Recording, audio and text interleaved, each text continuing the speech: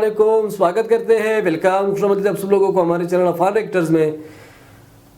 तो उम्मीद करते हैं आप सब लोग ठीक ठाक से होंगे। आज का वीडियो लेकर आया हूँ आरजे रौनक का, जो कि इलेक्शन हो रहा है भाई। इलेक्शन हम लोग भी यहाँ पे वेट कर रहे हैं कि कौन आएगा कौन नहीं आएगा। उस दिन मैंने कुदरत से भी यही कहा था कि मोदी जी फिर से आएगा, ये एक रिकॉर्ड तोड़ेगा उसका। क्या नाम था, एक और प्राइम मिनिस्टर जो 3 बार आया हुआ है इंडिया में, वाजपेयी इस तरह कुछ नाम है। तो आरजे रौनक की वीडियो है एग्जिट पोल 2024 एक्सप्लेन इलेक्शन के बारे में, जो है इन्होंने वीडियो की। बीजेपी ने कितनी सीट लिए हुए, बाकी जो पार्टीज है उन्होंने कितनी सीट लिए हुए, तो इस पर वीडियो है, देखते हैं वीडियो। अभी तक तो मेरे ख्याल में 4 तारीख को पूरा जो है इसकी जो है अनाउंसमेंट होगी कि कितनी सीटें किसने लिए कितने नहीं लिए। तो प्ले करते हैं वीडियो को। वीडियो में प्ले करने से पहले चैनल को सब्सक्राइब करो यार और साथ में जो बेल आइकन है उसे भी दबा दो, क्योंकि भाई अभी बंदा नहीं है, वो सब इसके लाइन भी मुझे बोलने पड़ रहे हैं। तो प्ले करते हैं वीडियो को, लेट्स स्टार्ट। अच्छा, तो भाई लोगों, जब से एग्जिट पोल के नतीजे सामने आए हैं, अच्छा, कुछ लोग सोशल मीडिया से वैसे ही गायब हो गए जैसे गधे की सर से सींग।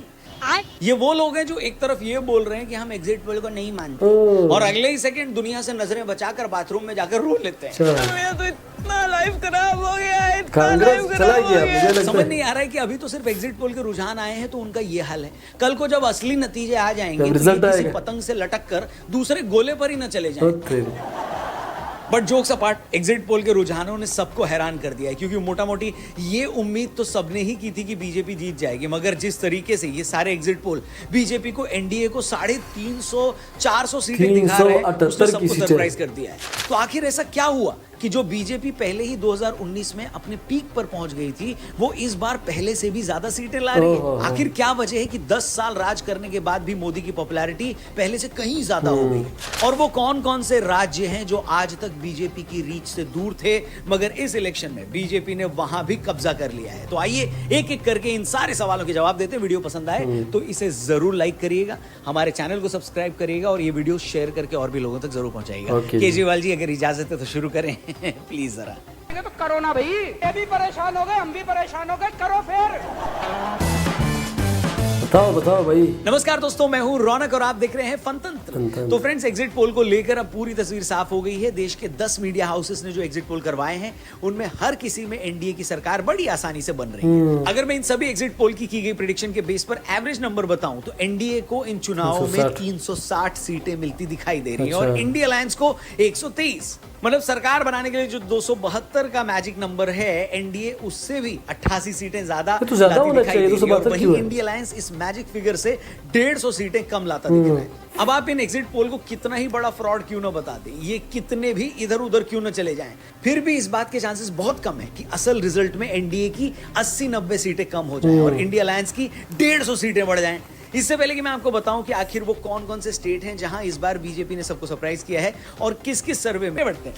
दोस्तों, जिन 10 एग्जिट पोल के सर्वे का मैंने जिक्र किया है, उनमें 9 में एनडीए को 350 से ज्यादा सीटें दी गई हैं। इसके अलावा आज तक एक्सिस माई इंडिया बीजेपी को 361 से 401 सीटें दे रहा है। न्यूज 24 टुडे चाणक्य का सर्वे बीजेपी को 400 सीटें दे रहा है, और एनडीटीवी जन की बात के एग्जिट पोल में एनडीए को 375 से ज्यादा सीटें मिलने की बात की गई है। और अगर आप इनसे भी हैरान नहीं हुए तो अब सुनिए।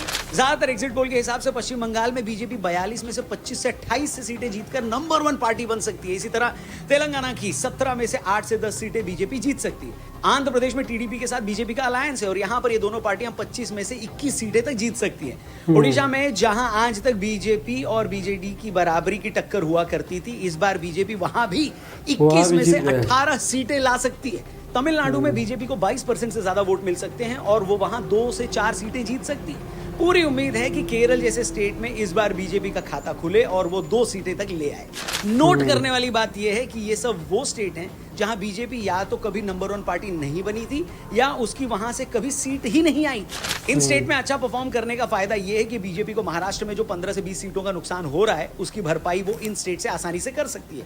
इसके अलावा बीजेपी को थोड़ा नुकसान राजस्थान और बिहार में भी हो सकता है। राजस्थान में राजपूतों और जाटों की नाराजगी के चलते बीजेपी शायद 2019 वाला परफॉर्मेंस न रिपीट कर पाए, जब उसने 25 में से 25 सीटें जीती थी। मगर फिर भी बीजेपी राजस्थान में 20 सीटें तक ला रही है। उसी तरह मध्य प्रदेश, गुजरात, उत्तराखंड, हिमाचल, छत्तीसगढ़ जैसे स्टेट जहां बीजेपी क्लीन स्वीप कर सकती ओह। है। अगर बीजेपी सच में इन स्टेट में क्लीन स्वीप करती है तो ये बहुत बड़ा कमाल होगा, क्योंकि 3-3 इलेक्शन में एक ही स्टेट में सारी की सारी सीटें जीत जाना किसी चमत्कार से कम नहीं होता।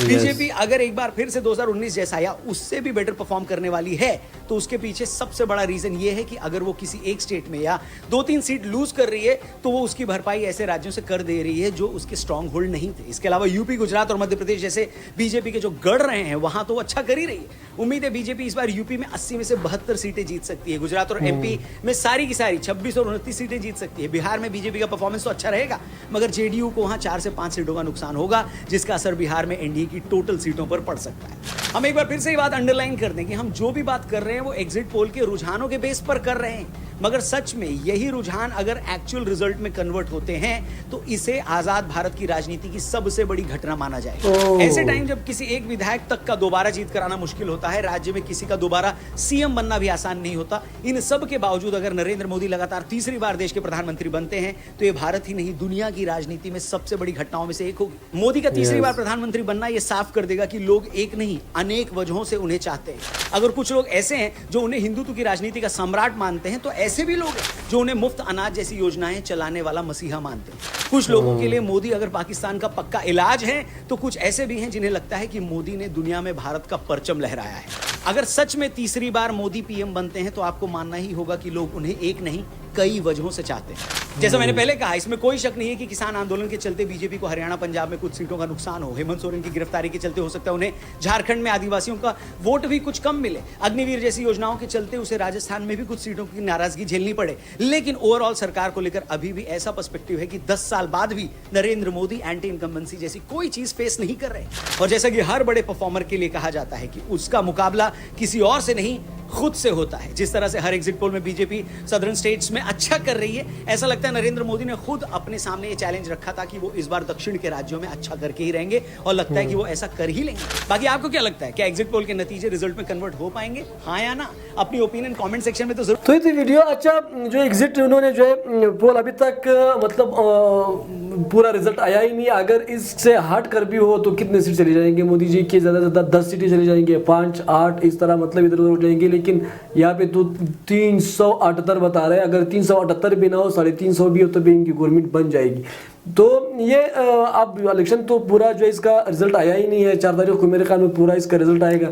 उस दिन मैंने कुदरत को यही बताया था कि भाई साहब देख लेना। मेरे उसके एक बहस भी हुई थी, उन्होंने कहा कांग्रेस भी इस बार थोड़ा बहुत सीटें ले जाएंगे। मैंने कहा नहीं भाई, जहाँ तक मोदी जी की बात है वो इतने पॉपुलर हो चुका है इंडिया में कि बंदा क्या कहे। उन्होंने कहा कि यार कांग्रेस टक्कर देगा और बाकी पार्टियां मिलकर एक अलग गवर्नमेंट बनाएंगी। ऐसा ही कुछ सी मेरे ख्याल में उन्होंने सुना था कि बाकी पार्टियां सारे मिलकर एक साइड पे हो रहे हैं और मोदी जी एक साइड पे। तो मैंने कहा यार जिस तरह भी हो आएगा मोदी जी। अभी यहाँ पे जो देखो कुछ स्टेट में तो बिल्कुल क्लीन स्वीप जा रहा है भाई साहब। छत्तीसगढ़ हो गया और उत्तर प्रदेश हो गया, गुजरात, मेरे ख्याल में 4-5 ऐसे स्टेट जहाँ पे वो क्लीन स्वीप भी कर रहा है।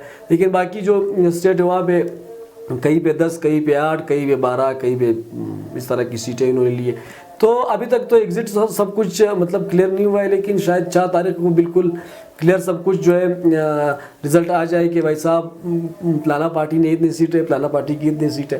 तो ये तो मुझे तो पहले ही पता था, क्योंकि इनकी पॉपुलरिटी और इनकी जो काम काज जो मतलब न्यूज़ वगैरह मीडिया में जो आ जाते हैं, एक तो इनके अपने मीडिया नहीं, उसके हट के अगर देखी जाए, एक रियलिटी अगर कही जाए तो मोदी जी ने कुछ ना कुछ बहुत सारे काम किए हुए, जहाँ तक चाहे जिस भी फील्ड में हो। तो ये सब कुछ लोग, अब इंडिया के लोग भी तो आंधे थोड़ी है भाई, वो लोग भी तो देख कर फिर जो है वोट दे देते हैं। तो उन्होंने वोट दे दिए और ये मेरे ख्याल में तीसरी बार फिर से जो है पीएम बन जाएगा। मुझे ऐसा ही लागत है भाई साहब, आप लोगों को क्या लागत है? तो अगर वीडियो पसंद आई हो तो प्लीज़ सब्सक्राइब और चैनल और साथ में जो बेल आइकन भी दबा दीजिए। सो अभी के लिए इतना ही, अल्लाह हाफिज़, बाय बाय।